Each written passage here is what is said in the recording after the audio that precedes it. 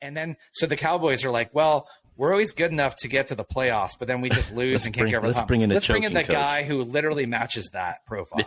Yeah. Okay.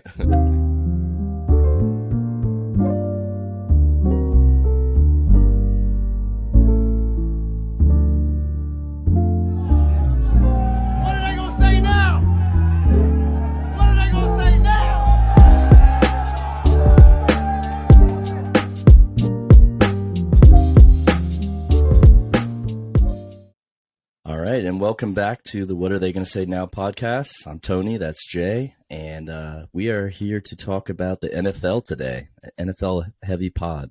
So getting into some NFL awards predictions, and then hopefully going to go through our predictions on what will happen in the actual playoff games and seeding. So that should be fun. Right, and I will say, as far as the awards go, it's not necessarily who we think will win, but who we would choose for each category, just to clarify, right? I did a little bit of both. Okay. I did a little bit of both. Yeah. Okay. I mean, honestly, some of these are kind of no-brainers this year. Yeah. So I don't feel like that's going to be a huge conflict anyway. Yeah, exactly. Yeah. All right. Well, let's get started just with the award prediction. So let's go for the big prize. And I have a feeling we're on the same page as the odds makers and pretty much everybody for the MVP award. I have Patrick Mahomes. I have Patrick Mahomes as like one of my top two, but I'm actually going to go with Jalen Hurts. Oh, okay. This year. Okay. Yeah. I feel like it's an Eagles year for some reason. I don't know. Just with their record and just the year they've had. So I think he's going to get the nod. But I mean, it could obviously be Mahomes as well. They're like 1A and 1B for me.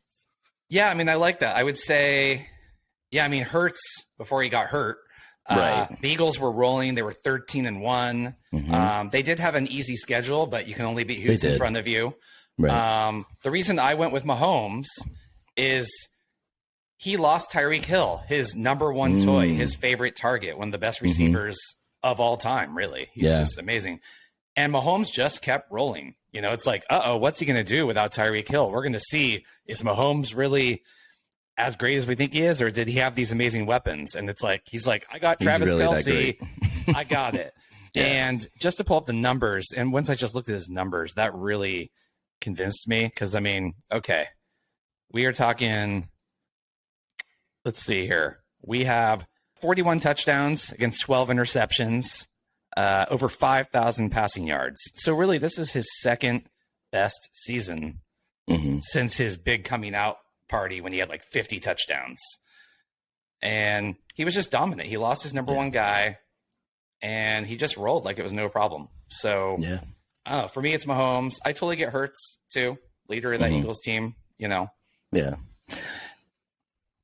I could see Mahomes getting it as well. So, like I said, they're very close. It's like 1A, 1B for me. So. He's going to get it because he's established and he's the NFL golden boy. So I think he's going to get it. And you can't really argue with it either. But I do like Hurts.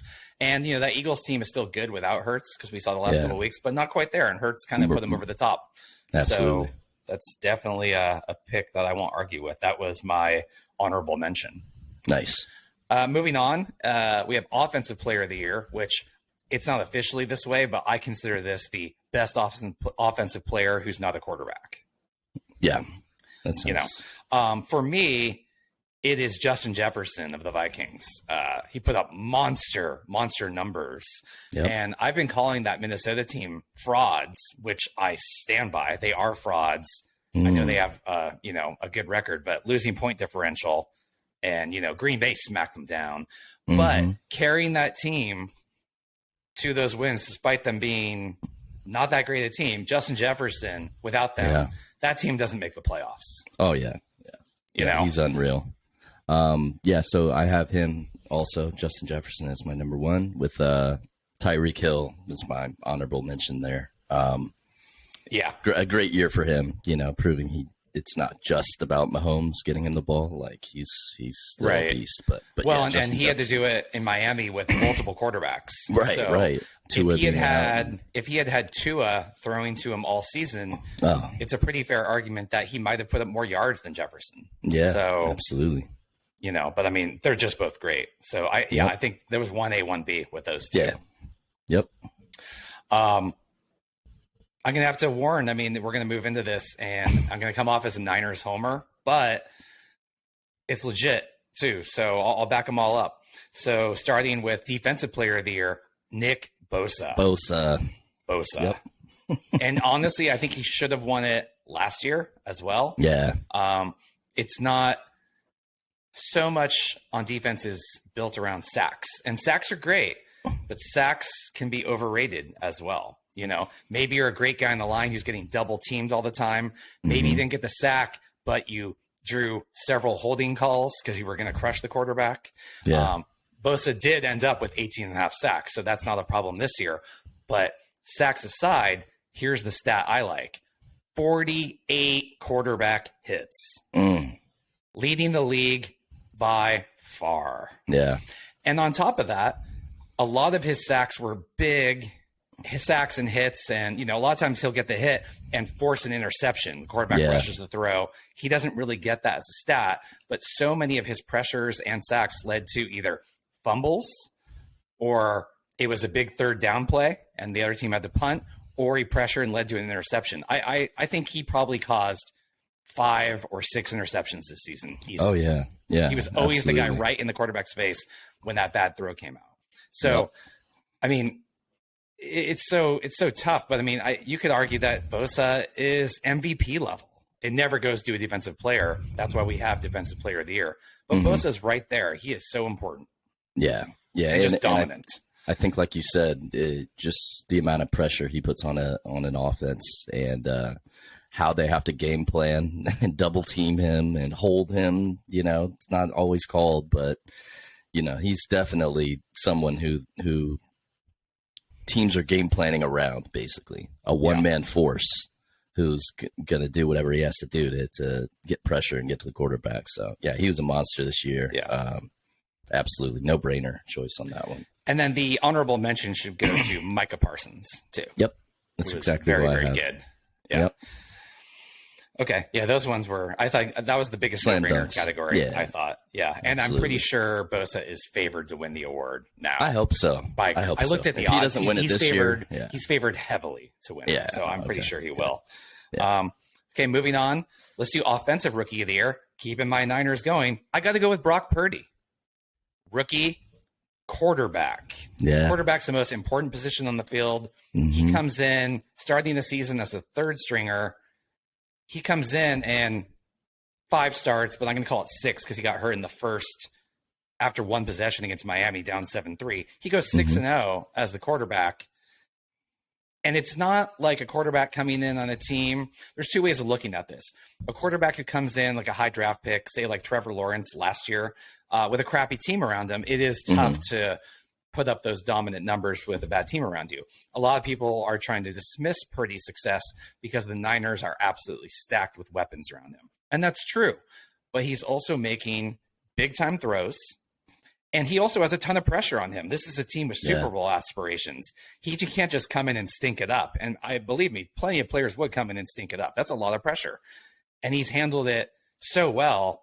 So you're talking about a rookie leading a team to the playoffs with Super Bowl aspirations. So for me, it's him. I know he's only played in 6 games and change, but it has to be just I'm sure if you got into value over replacement player, he would dominate that category amongst offensive rookies. Oh yeah, 100%. Yeah. And they're going to call us homers, but I got Brock Purdy too, man. I mean, basically came in, and I think from snap 1 coming in, he had the trust of the whole team. Right. And this is a veteran team, a bunch of guys who know talent when they see it. And I think they all trusted him. And yeah, I mean, he's definitely impressed me. I had no expectations of him coming to do that. I thought he might come down, come in and hold the fort down, basically, make a lot of mistakes to kind of have to baby him through and figure it out. But I mean, he's, like you said, he's been assertive. He's come in, he's made the right throws. He's, there's been a few times where he's thrown some questionable things and stuff, but I'd say overwhelmingly, like he's come in and made an impact on the game. You don't see that from an offensive rookie quarterback, especially one coming in midway through the year. So yeah, super impressive. And I think he deserves it. Yeah. You have an honorable mention on this one? I have Kenneth Walker. Yeah, that was mine too. Yeah. Yep. He's had a really good year, but I had to go with Brock on this one for the main awards. So yeah, and as far as who's actually going to win, I don't know. I think it's a toss up between those two guys, and it could be pretty close. Yep. So, and the other also for Purdy, he didn't have enough official starts to qualify for the stat, but he did lead the league in passer rating. Wow. The 107 mark ahead of everybody, ahead of Mahomes. Super impressive. Yeah. Yeah. Defensive rookie of the year. I think this is a no-brainer, and he's going to win. He might win like unanimously, and it's Ahmad Gardner. Ahmad Gardner. Yep. Yeah, Sauce. I like the Sauce. He's already got the nickname. I mean, and he started almost every snap for the Jets. Wow. He barely allowed any receptions, had a couple picks, and he barely got thrown to. He came in as a shutdown corner his rookie season. He's a future Pro Bowler for sure if he stays healthy.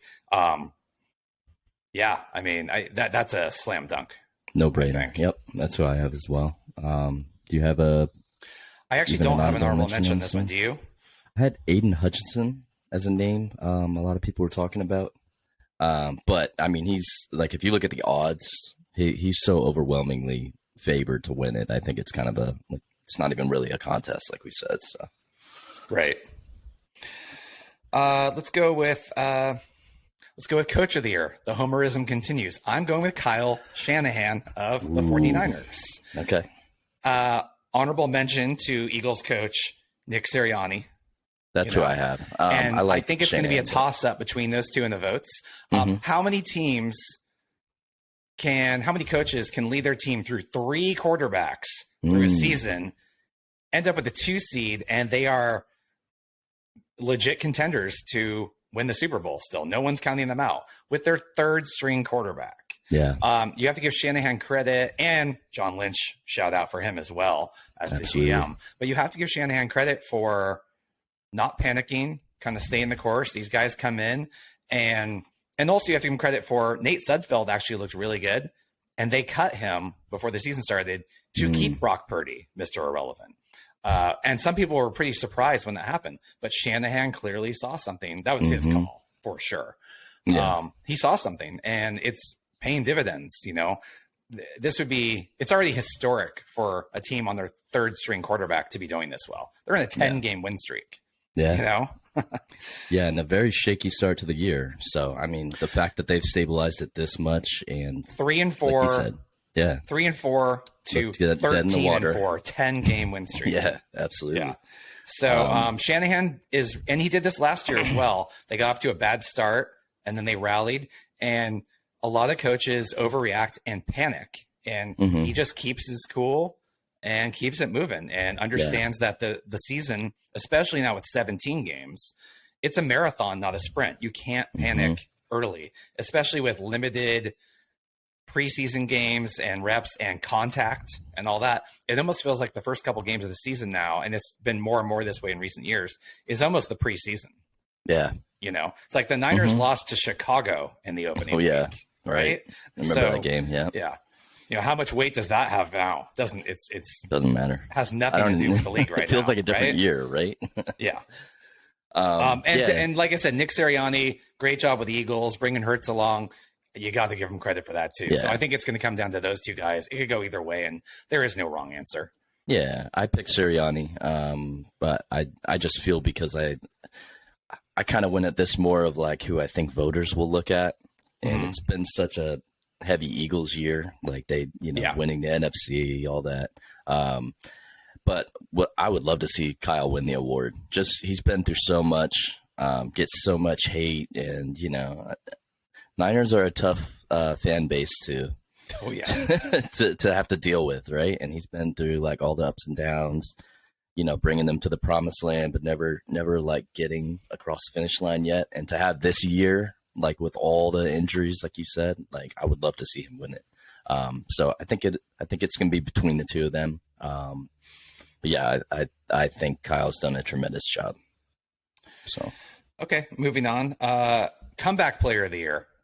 This one I was really torn on, and it's a tie for me. Except I could lean one way. I got Christian McCaffrey, who really 2 years in a row has had major injuries. So he's coming back after 2 injuries, and then he was just explosive once traded to the Niners and doing it all. It's amazing to me he didn't make All Pro or the Pro Bowl. I mean, it's unbelievable that he didn't, because he's a force out there. But for me, it's a tie. And actually, I think I'm going to not give my personal award to McCaffrey, and I think it's going to be Saquon Barkley. No, Saquon Barkley for comeback player. Interesting. Saquon Barkley had a pretty devastating knee injury, and then last year came back, and he looked washed. Like, doesn't have it anymore. Like I think one of my fantasy leagues, he got dropped that year.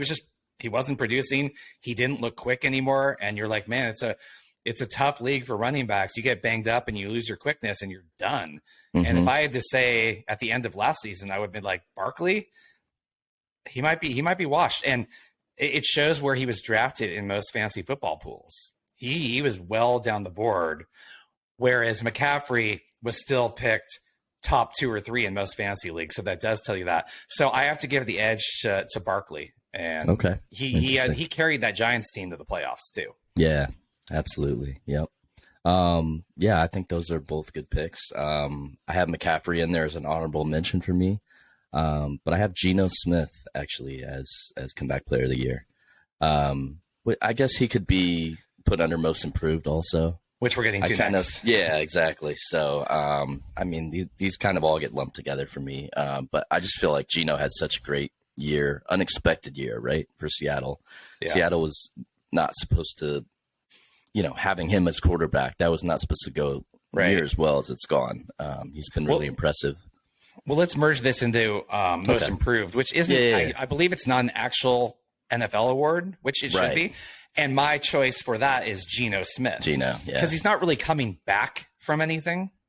He wasn't injured. That's true. He was just a backup quarterback. Right. So I have him as most improved. He goes from, the Jets drafted him years ago. He bounces around. Then he's a backup. He was the starter with the Jets. I mean, we should say that, right? Like he. Well, yeah, he was a draft pick and right, or top draft pick. Yeah, and so the reason I have most improved though is just because he didn't really play the last few years. He was just on the bench behind Wilson. Anyway, so he comes out to Seattle. Before the season started, some people thought it was a quarterback competition between Geno Smith and Drew Lock, who they got from the Broncos in that trade for Wilson. Yep. And Geno Smith ends up setting the Seattle single-season passing record. 4,200 yards. So for me, that's a no-brainer for most improved. I would also say Jalen Hurts. He was starting to show some flashes last year, and I remember people were starting to get excited towards the end of the year for what he could do this next year.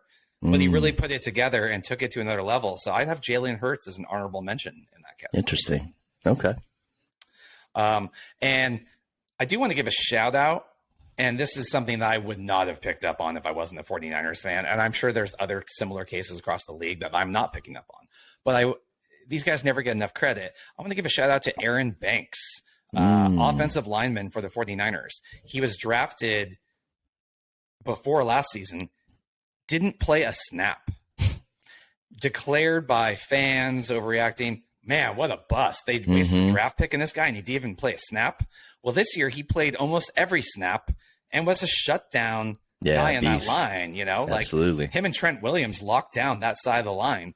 Yep. And you barely heard his name because he wasn't getting beat, and he was a good run blocker. That's a good thing as an offensive lineman. So how's that as an improvement from being declared a bust, not taking a snap, to taking almost every snap and being great?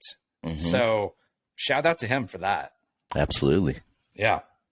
Anyone else you want to mention that in that department? Most improved? Yeah, I mean, I guess, I don't know. may have looked at these categories a little differently. I had Saquon in there as well as comeback, like you said. Just wanted to mention him as well, honorable mention, because especially being out here on the East Coast, there was so much hype for him when he first came out, and then, like you said, it seemed like he fell off a cliff, right? And he was he got injured. Done. Yeah, he got injured. And then I can't consider him most improved though, because at one point he was an MVP candidate a couple years back. Yeah, right, exactly. Yeah, I think that might be why they why they only have one of these awards also. Because it's confusing. Right. Yeah. Because a lot of unlike times the NBA, the NBA is just throwing out awards left and right. Now they have clutch performer. I don't even know what that means. I don't know. just some award they can give to Damian Lillard, right? Because he's not going to get MVP or any of that love. So I think what that's going to be, not to go on a tangent, I think that's going to be an award that's like the player who was MVP level but got injured and didn't get to play enough. But when they were high level, so it's sort of like a little shout out type of award. So I'm okay with that actually. Yeah, but it's funny. But I was actually surprised. I was like, the NFL doesn't have a most improved player award. It's a little surprising. Yeah, but I actually kind of wish more sports would do conference awards like baseball, National League MVP, National League Cy Young, AL MVP, AL Cy Young, and we could do Western, East in the NBA, and NFC, AFC in football. I kind of wish they would. I think it would. It would give more people a chance, right? There's just a lot of great players who come in second for MVP all the time, and it's like they don't get any recognition really. And I don't know why they don't do it, but tradition, I guess. Jay, we don't talk about the MVP yet, though, right? That's in the NBA. The NFL season's over. Okay, all right. I thought you were talking about NBA. I'm like, hold on, we're getting down a rabbit hole here. No, I'm just talking about having two categories. That's all. I got you. All right, well, that's it for the season award wrap-up. Let's move on to the playoffs. Before we go into individual games, let's give our Super Bowl prediction. And I'm going to stick with what I said 3 months ago, despite all that's changed since then. I had the Super Bowl as the 49ers against Kansas City, and I'm sticking to that. That's what I got, too. I'm not going to pick a winner. I think it's a jinx, but it's going to be a rematch of the 2019-20 season. Yep. I'm sticking to it. I agree with you. I think it's going to be a hotly contested route to get to the Super Bowl for both teams. More for the Chiefs, I think. I feel like that championship game is going to be really tough, but against the Bills again, probably. We'll see. That's what I have. Yeah. Okay, well, let's start with the Saturday games. Let's kind of go in order that they're played. Let's go. We have 49ers and the Seahawks. Instinctually, the Niners beat them twice this year. They're the better team. They got the better offense, better defense. On paper, there's no reason they shouldn't just roll the Seahawks. And I'm picking the Niners. However, it is historically very difficult to beat the same team 3 times in the same season, and that makes me nervous. We saw it. The Niners lost to the Rams in the championship game after beating them easily twice during the regular season. So that is very much on my mind, and the Niners cannot take Seattle lightly, especially Seattle barely slipped in the playoffs. This was kind of mid-rebuild with Wilson and the trade. They're playing with house money. No one expects them to win. They got nothing to lose. Yep. Right. And a team playing with house money is always dangerous. Yeah. So I'm picking the Niners, but I am nervous about it just for those reasons. I don't think it's going to be a blowout, like you're saying. Basically, no. I think they're going to have to work. They're going to have to work really hard to get it. But I'm very glad this game is in San Francisco, not Seattle. Yes. Yeah. Absolutely. I think we both picked the Niners to be in the Super Bowl, so we have them winning. But like you said, I don't want them to go in and say, we got this. It's not going to be difficult at all because. Right. There's always those Niners Seattle games always have some intrigue to them and never seem to be as, And Purdy has handled the pressure great so far, but playoff pressure is different. It's different. So it's his first snaps under center in the playoffs. So right. Yeah. I'm not worried about him, but it's a thing. Yeah. So yep. For the afternoon game, we have the Chargers against Jacksonville. And the Chargers are currently favored by 2.5. Who do you have here? I have the Chargers winning. I think it's going to be close.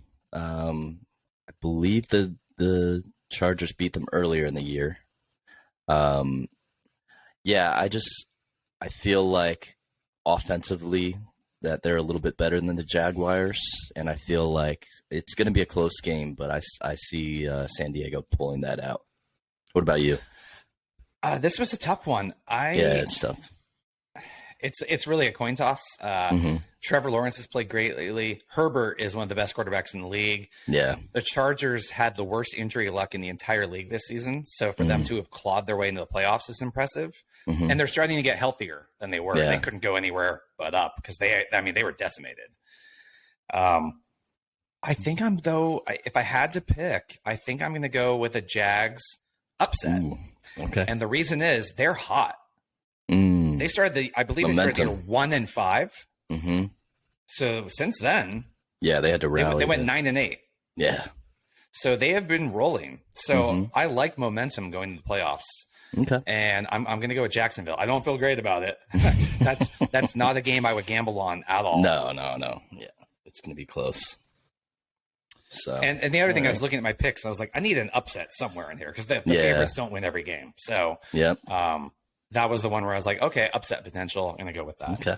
All right. Let's go to the Sunday morning game. We have Miami against the Bills. Tua confirmed will not be playing. So the Bills are heavy favorites. Buffalo. I think it's 13.5 points. We both have the Bills. I don't even have to ask you. Yep. Exactly. That's going to be a boring game, I think. Yeah. Kind of too bad with Tua out. It'd be a whole different I feel bad. game. Because they had so much promise this year. When those teams had battled when Tua was in, they were playing. Yeah, it was a good matchup. So we really are getting deprived of a great game. It's going to be a snoozer. Yeah. Unfortunately. Yeah. After that, we have the New York Giants against the Minnesota Vikings, who I have called frauds for many weeks now. But it's just so in line with a fraudulent team like that you don't believe in to then go win a playoff game, pull it out somehow. And I don't like it. I don't feel great about it, but I'm going to pick the Vikings. And they are the favorites. Not by much, but a little bit. They are. I've been listening to you this season saying how they're frauds and just watching them lose to the Packers and everything else. Yeah. Going Giants, baby. Let's go. Yeah, I mean, my East Coast vibes here. Yeah, I got a lot of cousins who are Giants fans. Yeah, I don't know. I almost picked them as an upset too. So I feel like I had to pick the Vikings just because I've been bagging on them so much. Yeah. So then it'd be like, see, they're better than you think, right? So I'm like, no, I picked them.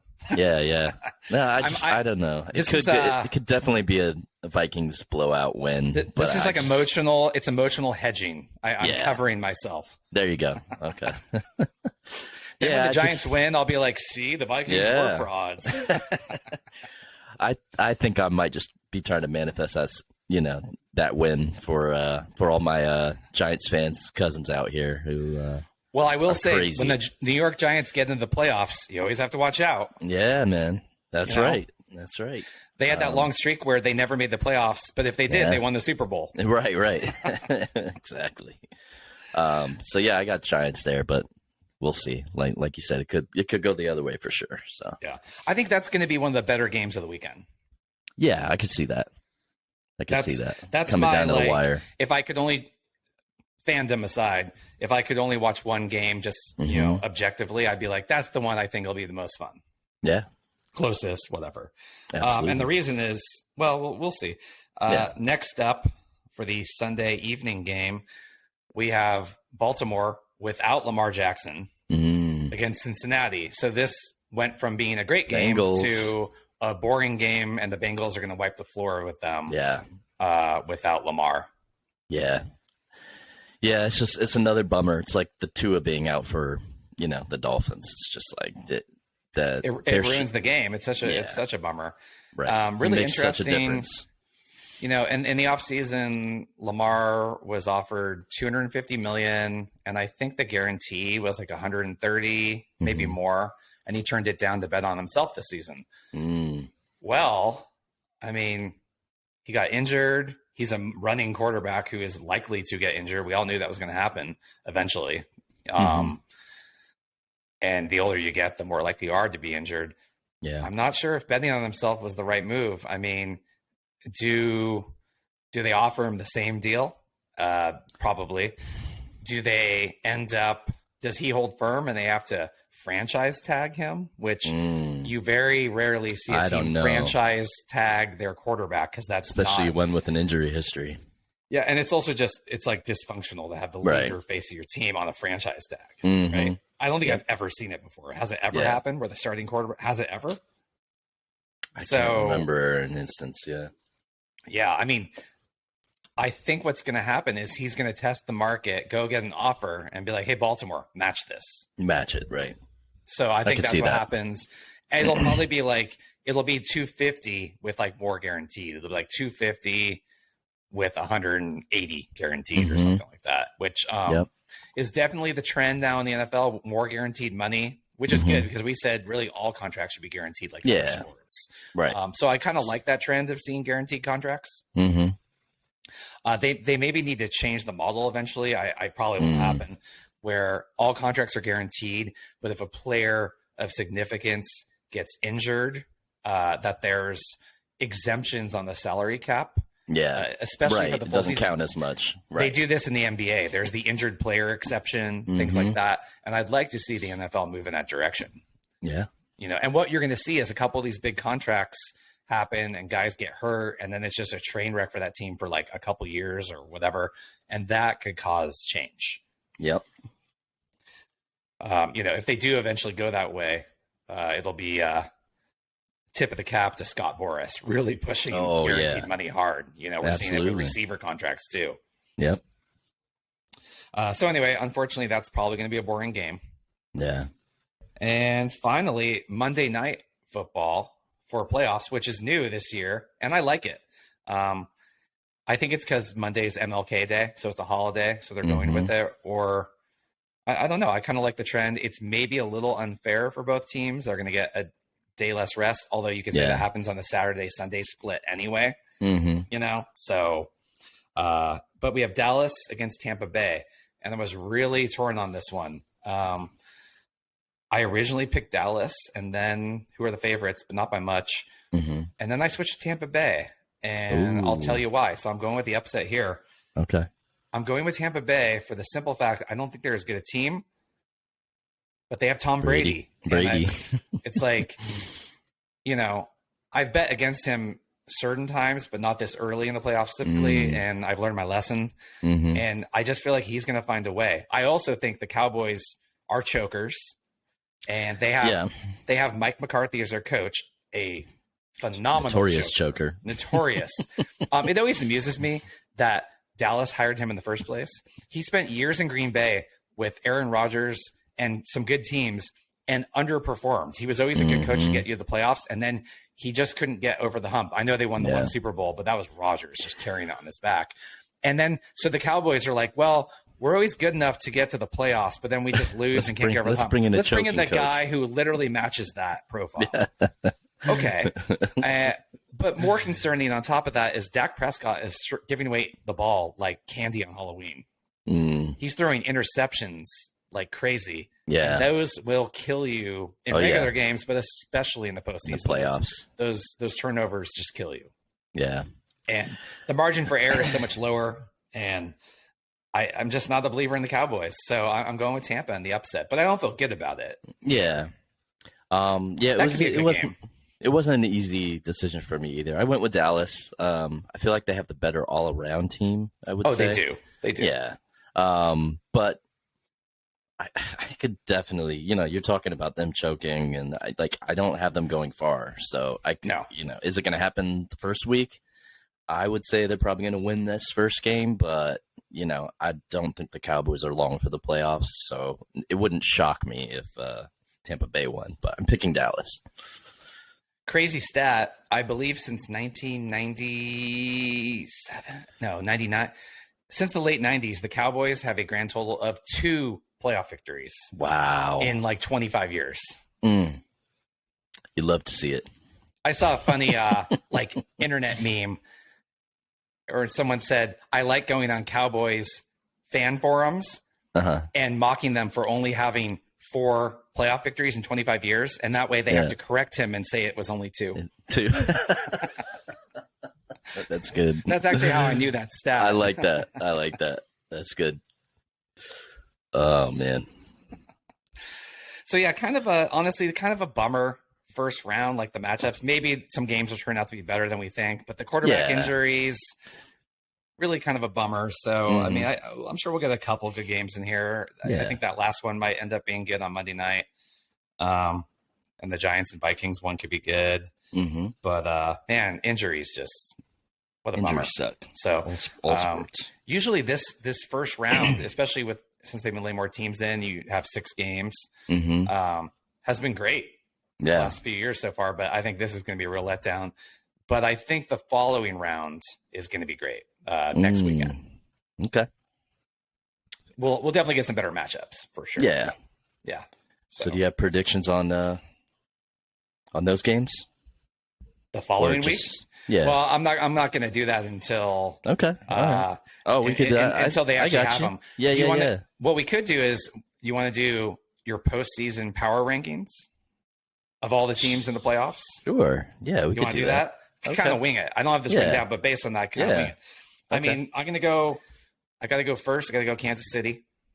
Okay. How about you first? Who would you go with? Yeah.